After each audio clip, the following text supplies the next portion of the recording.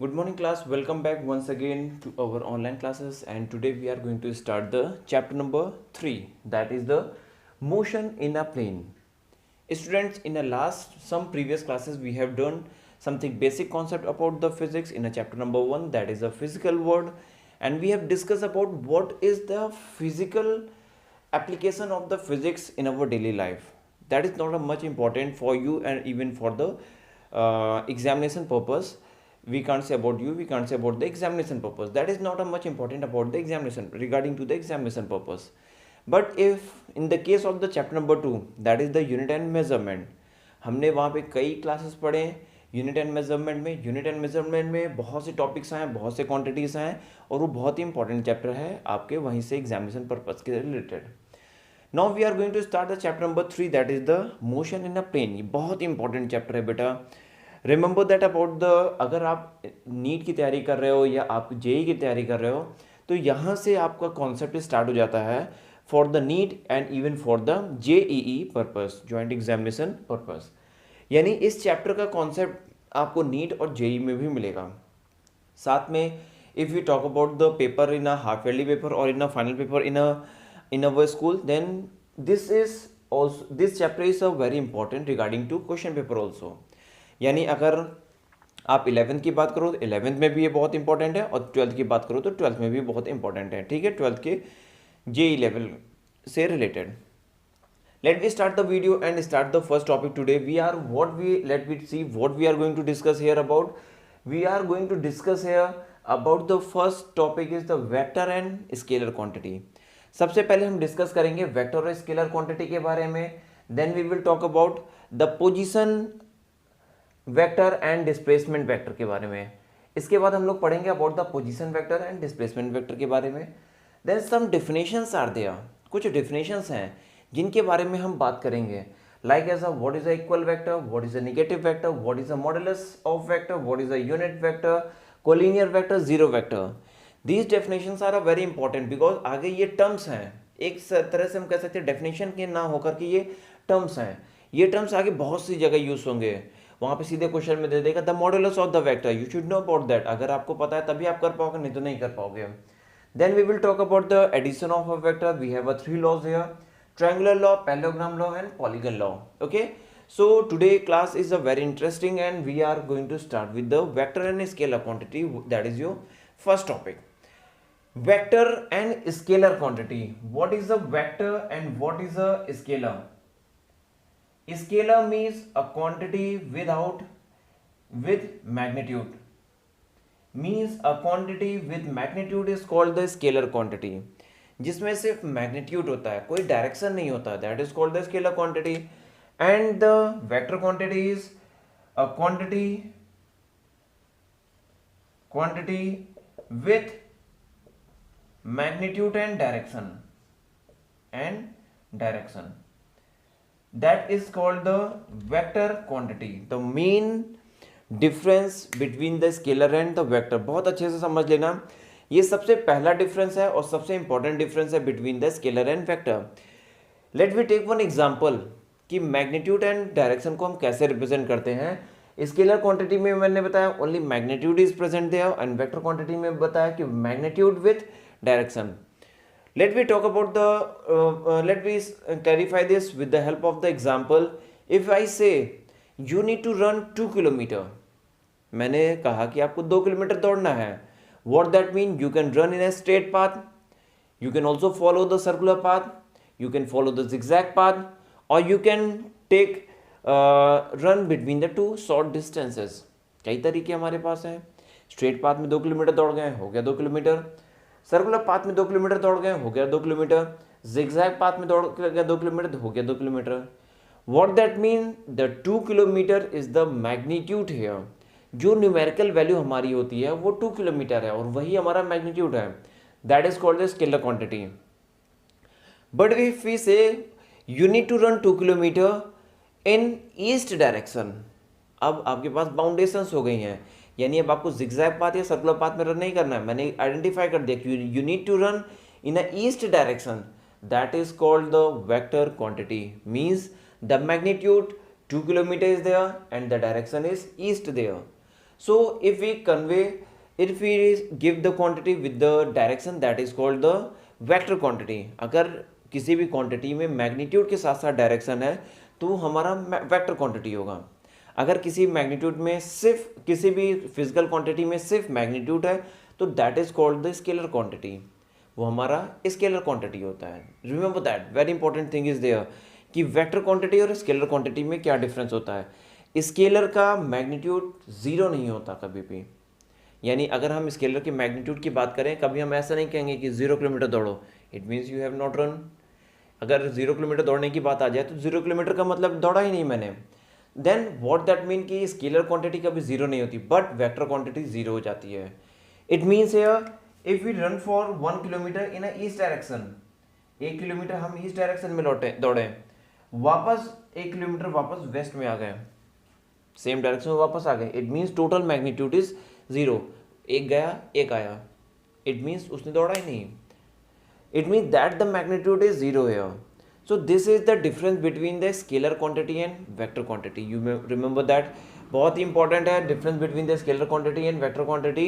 ये बहुत इंपॉर्टेंट है, अगर दोनों को क्लियर रहेगा तभी आगे हम कर पाएंगे. आगे बहुत से ऐसे फिजिकल क्वांटिटीज होती हैं जो वेक्टर आइडेंटिफाई होती हैं, जो स्केलर आइडेंटिफाई होती हैं. लाइक ऐसा mass is called the vector scalar quantity. Why? Because of if we identifying the mass, no direction is there, 2 kilo हमने मेजर कर दिया. But weight, that is a vector quantity. Weight is always applied in direction to the earth. Weight, जब भी हम इसका weight हम निकालेंगे, अगर हमने इसको उठाया तो उसका weight किधर अप्लाई हो रहा है, that is always direction to the earth because of the presence of a gravity. That is a vector quantity. A very simple example, we will take one. Speed and velocity. Speed is a scalar quantity. We have only the direction, we have only the magnitude there. हमने बोला कि speed क्या है, 4 kilometer per hour. This is called the scalar quantity. If we talk about the vector quantity, that is the velocity. Velocity हमारा vector quantity. Velocity में हम direction भी identify करते हैं. तो that is the difference between the scalar quantity and vector quantity. Now if you talk about the how we need to represent the vector quantity. Vector quantity को कैसे represent करते हैं? We have one symbol there. In the case of the vector, we need to draw the arrow, and this is called the head, and this is called the tail.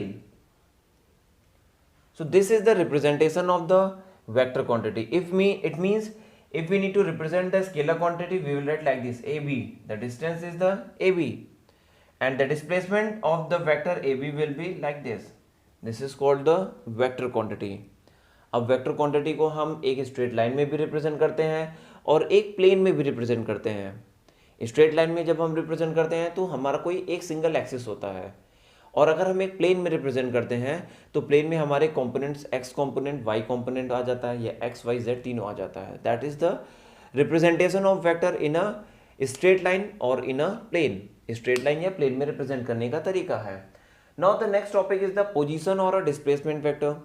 If we talk about the position, specific position of a vector, if we talk about the specific position with respect to the center, that is called the position vector. For example, let me see the example here, is example of the position vector. How we will represent? अगर position vector का हम example ले, we have represented here axis. This is called the x-axis and this is called the y-axis. Now we need to identify the position of point P. हमें point P का position identify करना है. तो हम कहाँ से identify करेंगे? We will identify with respect to the center. Means if we identifying the position of point P with respect to the center O, that is called the position vector, and it will be represented by the OP. इसको OP से represent करेंगे like this. Position vector OP. Then what is the displacement vector? अगर कोई दो point के बीच का position हो, इसमें हमने क्या किया, आइडेंटिफाई किया with respect to the O. एक सेकंड केस लेते हैं. This is the position vector. Now vector, now we will talk about the displacement vector. Displacement vector हम कैसे ड्रॉ करेंगे? If we draw the axis here, this is the X axis and this is the Y axis, this is the centre O. Okay, if we have 2 points here, this one is the P1 P1 point and this one is the P2. If we have two set points here, position vector हरदम दो point के बीच में identify करते हैं हम. हमारे पास दो पॉइंट्स हैं P1 and P2. If we have two points here, then what is the position of point with respect to the P2? This is here like this. इन दोनों के बीच का डिस्टेंस P1 माइनस P2 और P2 minus P1. What ever विद्या भी आगे हम इसको पढ़ेंगे कि कैसे हम इनके बीच का डिस्टेंस रिप्रेजेंट करते हैं. P1 प्लस P2 भी हो सकता है. तो ये इनका रिजल्टेंट होगा the direction, the displacement, the position of vector P1 with respect to the P2 और the position of P2 with respect to the P1. ये हमारा पोजीशन वेक्टर है, सॉरी डिस्प्लेसमेंट वेक्टर है. इसको हम डिस्प्लेसमेंट वेक्टर कहते हैं. It means the position vector is always identified with one point and displacement vector is always identified between the two points. हमारा displacement vector हरदम दो पॉइंट्स के बीच में आइडेंटिफाई होता है. Okay, is that clear to everyone? So this is called the position vector and displacement vector. Now we have some definitions regarding to the vectors. The first one is the equal vector. What is the equal vector? We know in the case of the vector we have only two quantities, the magnitude and the direction. अगर हम vector की बात करते हैं तो vector में हमारे दो ही क्वांटिटी होते हैं, एक मैग्नीट्यूड होता है और एक डायरेक्शन होता है. Then what will be the equal vector? Let us suppose we have a two vector. Vector A, it is represented by like this. See here, vector को हम हरदम एरो से रिप्रेजेंट करते हैं.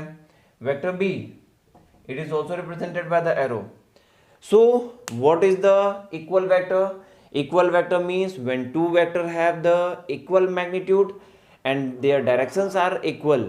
दोनों की सेम डायरेक्शन होती है और इक्वल मैग्नीट्यूड के हैं, तो that is called the equal vector. उसको हम क्या कहते हैं? उसको इक्वल वेक्टर कहते हैं. यानी जिनका मैग्नीट्यूड एंड जिनका डायरेक्शन सेम होता है, यानी एक ही मैग्नीट्यूड और एक ही डायरेक्शन को रिप्रेजेंट करते हैं, that is called the equal vector.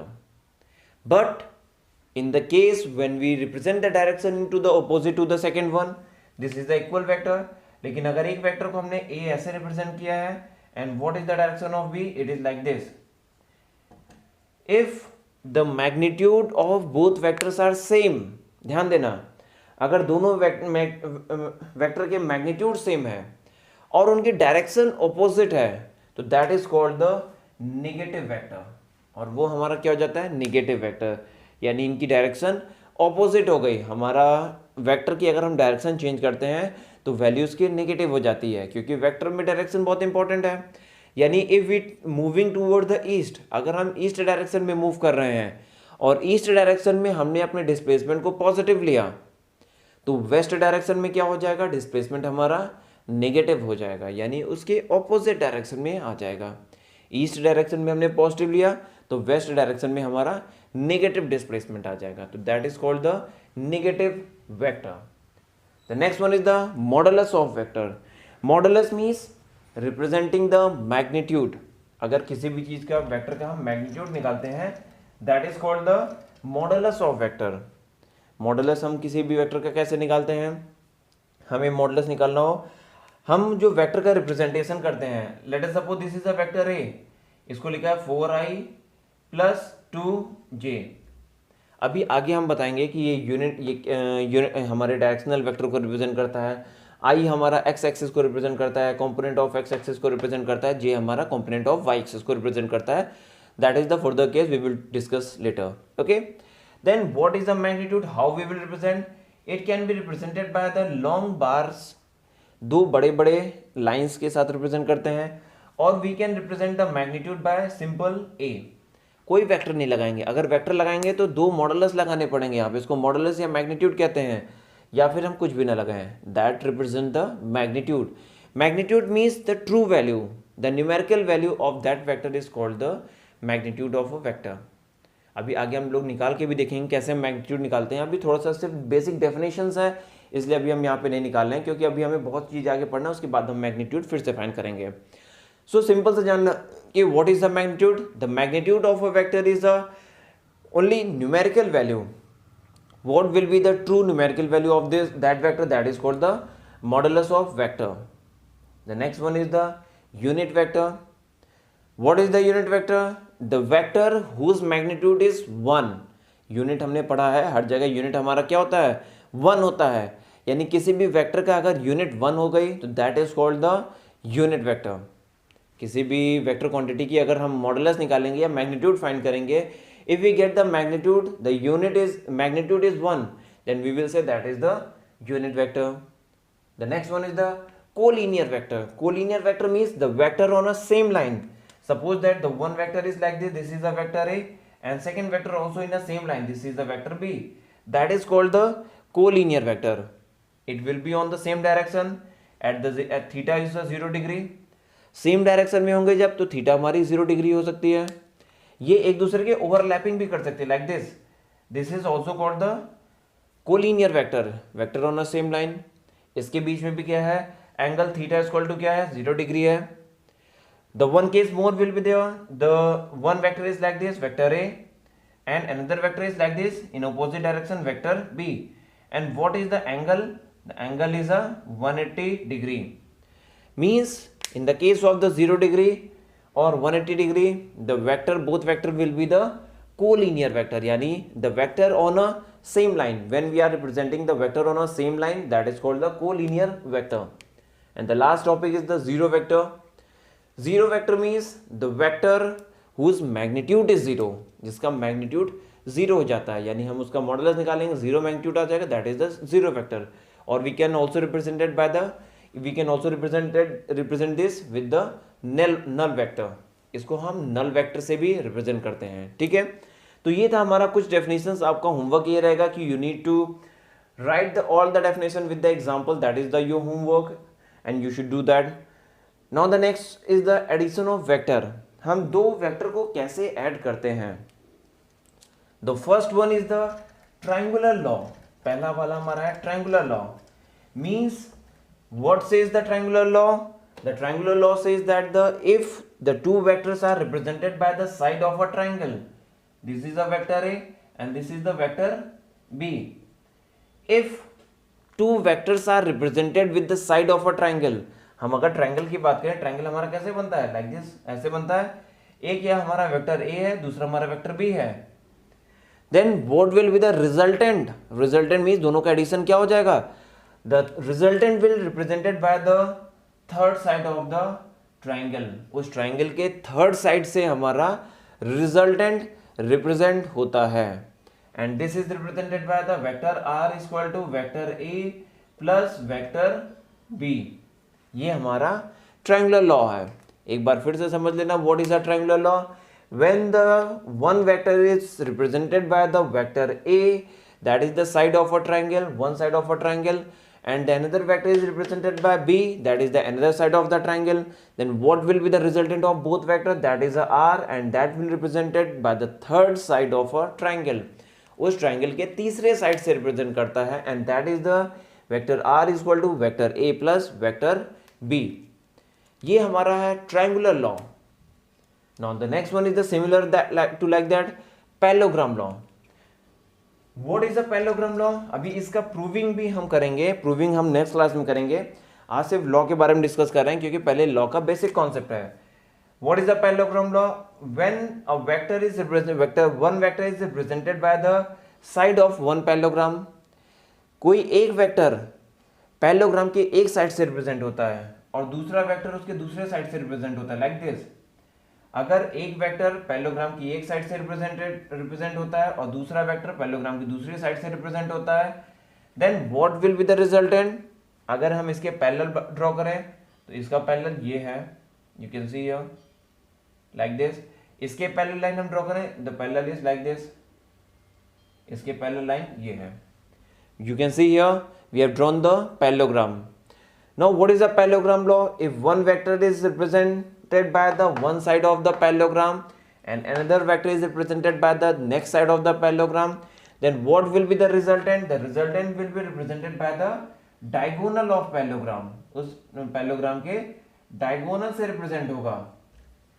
The next is represented by the third side is represented by the diagonal of parallelogram. And this is the vector r is equal to vector a plus vector b. ये इसका resultant होगा, यानी parallelogram law में resultant कहाँ से पास होता है? Between the two vectors, इन दोनों वेक्टर के बीचों बीच से पास होता है, that is the diagonal of parallelogram. Now the last topic is the polygon law. If we have more than two vectors, we use the polygon law. पहला, अगर दो vector का केस है, एक वेक्टर कभी ऐड होता नहीं है.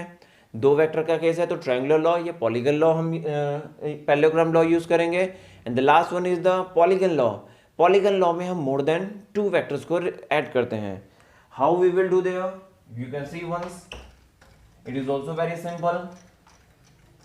Now if we talk about the polygon law, if the one side of the vector is one vector is represented by the one side of the polygon and second vector is represented by the second side of the polygon, that is the B, then what is the resultant according to the triangular's law? This is the here R1 is equal to A plus B. यही तो triangular law था कि one side of the triangle is represented by the vector A and another side of the triangle is represented by the vector B, then what will be the resultant? A plus B. Now again, if the third side of the triangle, one more vector is here, vector C. अगर एक और vector आ जाए vector C, ये हमारा vector R1 है, A plus B, और ये vector C है. Again we will apply the triangular law. एक बार फिर से हम ट्रायंगुलर लॉ अप्लाई करेंगे. तो एक साइड हमारा क्या है? A प्लस बी, दूसरा साइड हमारा C है. तो R2 क्या हो जाएगा? ये क्या हो जाएगा? A plus B plus C. ये एक और साइड आ जाए लाइक दिस D, तो ये हमारा क्या हो जाएगा? ये R3 क्या हो जाएगा? A plus B plus C plus D. ये ऐसे जितने भी साइड होंगे सबको हम ऐड करते जाएंगे.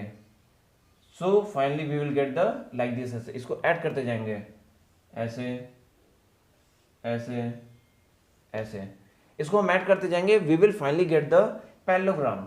इसको थोड़ा सा और क्लियर ड्रॉ कर लेते हैं. इट विल बी लाइक this.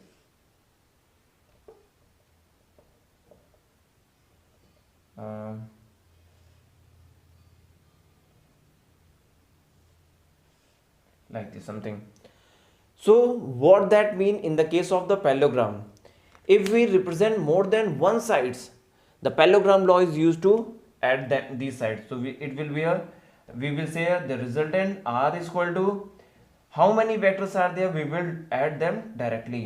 A plus B plus C plus D plus E plus N, we can add up to so on. That is the parallelogram law up to nth term. Means whatever vector is there, हम सबको add कर लेंगे. So students, in this class today we have discussed many things here. Basic concept आज हमने इस chapter का पूरा पढ़ लिया है. नेक्स्ट क्लास में हम लोग जो स्टार्ट करेंगे सारे कॉन्सेप्ट को हम यूज करके स्टार्ट करेंगे. So this was the more about the today class. We have discussed about the vector and scalar quantity, position and displacement vector. Some definitions we have discussed here. Then afterward we have came to the law of the addition. We have discussed about the triangular law, parallelogram law and polygon law. So student, your homework is here to complete the notes of these all topics, write all the definition with the examples and send it to me in the Google Classroom app. Okay, that's all for the day. Thank you, goodbye, take care.